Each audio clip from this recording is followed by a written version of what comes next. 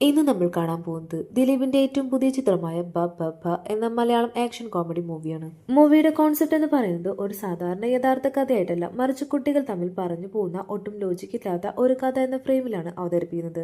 അതിനാൽ തന്നെ സിനിമയിൽ സംഭവിക്കുന്ന കാര്യങ്ങൾ യുക്തിക്ക് നിരക്കാത്തതുപോലെയും കുട്ടികളുടെ ഭാവനയിലുള്ളതുപോലെയുമാണ്. ഒരു ചെറിയ സമൂഹത്തിൽ നടക്കുന്ന ചില സംഭവങ്ങളാണ് സിനിമയുടെ പശ്ചാത്തലം. അതായത് ഒരു ഗ്രാമത്തിൽ നടക്കുന്ന ഒരു സംഭവം സമൂഹത്തിൽ അത് വലിയ ചർച്ചയാകുന്നു. എന്നാൽ മാധ്യമങ്ങൾ ഈ സംഭവത്തെ അമിതമായി വളച്ചൊടിക്കുകയും രാഷ്ട്രീയക്കാർ സ്വന്തം ലാഭത്തിനായി അതിനെ ഉപയോഗിക്കുകയും ചെയ്യാണ്. ഒരു ചെറിയ സംഭവം എങ്ങനെ വലിയ സാമൂഹിക കലാപമായി മാറുന്നു എന്നതാണ് സിനിമയിൽ കാണിക്കുന്നത്. സിനിമയുടെ കഥ തുടങ്ങുന്നത് ഒരു സാധാരണ ഗ്രാമം കാണിച്ചുകൊണ്ടാണ്.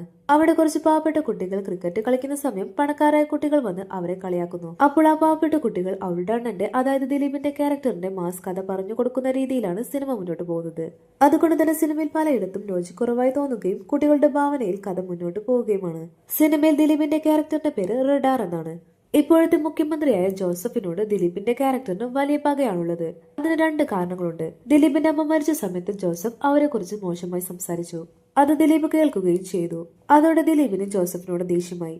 അതിനുശേഷം ജോസഫ് MLA ആവുകയും ആ ദിവസം വിജയാഘോഷത്തിന്റെ ഭാഗമായി റോഡ് ബ്ലോക്ക് ആവുകയും ഗുരുതരാവസ്ഥയിലായിരിക്കുന്ന ദിലീപിന്റെ അച്ഛനെ ഹോസ്പിറ്റലിൽ എത്തിക്കാൻ വൈകിയതോടെ അദ്ദേഹം മരിക്കുകയും ചെയ്യാണ്. ഇതും കൂടി ആയപ്പോൾ ദിലീപിന് ജോസഫിനോട് പകയായി. ജോസഫ് കാരണമാണ് തന്റെ അച്ഛൻ മരിച്ചതെന്ന ചിന്തയായി. എന്നാൽ ദിലീപിന് ജോസഫിനെ കൊല്ലാനുള്ള പകയുണ്ടായിരുന്നില്ല, മറിച്ച് അയാളുടെ സന്തോഷം എന്നേക്കുമായി ഇല്ലാതാക്കണമെന്നായിരുന്നു ദിലീപിന്റെ ലക്ഷ്യം. അതിനുവേണ്ടി ഒരു അവസരം നോക്കി നിൽക്കുകയായിരുന്നു ദിലീപ്. സിനിമയിലെ മെയിൻ വില്ലൻ എന്ന് പറയുന്നത് വിനീത് ശ്രീനിവാസന്റെ നോബൽ എന്ന ക്യാരക്ടറാണ്. മുഖ്യമന്ത്രിയായ ജോസഫിന്റെ മകനാണ് നോബൽ. അങ്ങനെ ദിലീപ് കാത്തിരുന്ന ആ ദിവസം വരുന്നു. മുഖ്യമന്ത്രിയായ ജോസഫിനെ ദിലീപ് തട്ടിക്കൊണ്ടുപോവുകയാണ്. ആ സംഭവം നാട് മൊത്തം അറിയുകയും വലിയ ചർച്ചയാവുകയും ചെയ്യാണ്.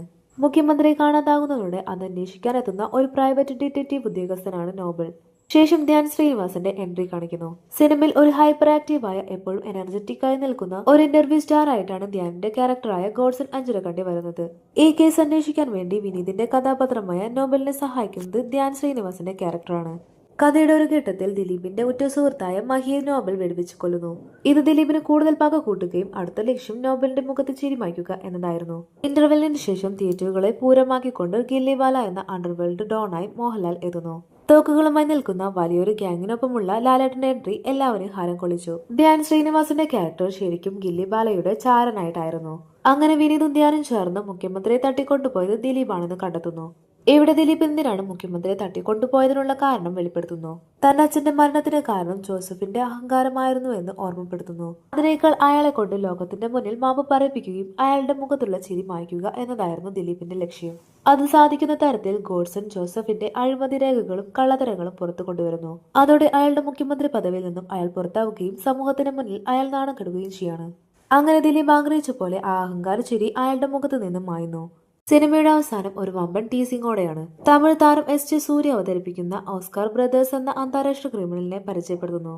ദില്ലി ബ്രദേഴ്സായ ലാലേട്ടനും ദിലീപും ചേർന്ന് ഓസ്കാർ ബ്രദേഴ്സുമായി ഒരു വലിയ ഗാങ്സ്റ്റർ പോരാട്ടം ഉണ്ടാകുമെന്ന് സൂചനകൾ നൽകിക്കൊണ്ടാണ് സിനിമ അവസാനിക്കുന്നത്. ഒപ്പം രണ്ടാം ഭാഗമായ OG അഴിഞ്ഞാട്ടം എന്ന സിനിമയ്ക്കുള്ള ഒരു വലിയ ബിൽഡപ്പ് നൽകിക്കൊണ്ടാണ് സിനിമ അവസാനിക്കുന്നത്. ചുരുക്കത്തിൽ ലോജിക്കിന് ഒരു പ്രസക്തിയുമില്ലാത്ത, എന്നാൽ ലാലേട്ടൻ ദിലീപ് കോംബോയും തങ്ക ഡയലോഗുകളും ആഘോഷമാക്കുന്ന ഒരു പക്ക എന്റർടൈനിങ് റീൽസ് പടമാണ് ഈ മൂവി എന്ന് വേണമെങ്കിൽ പറയാം. ഒരു സാധാരണക്കാരന്റെ പ്രതികാരം അഴിമതിക്കാരായ രാഷ്ട്രീയക്കാർക്ക് അർഹമായ ശിക്ഷ വാങ്ങിക്കൊടുക്കുന്നതുമാണ് സിനിമയുടെ ക്ലൈമാക്സ് എന്ന് പറയുന്നത്. അപ്പോൾ ഇതുപോലുള്ള പുതിയ സിനിമകളുടെ കഥകൾ കേൾക്കാൻ ഇഷ്ടമുള്ളവർ ചാനൽ സബ്സ്ക്രൈബ് ചെയ്യാൻ മറക്കല്ലേ.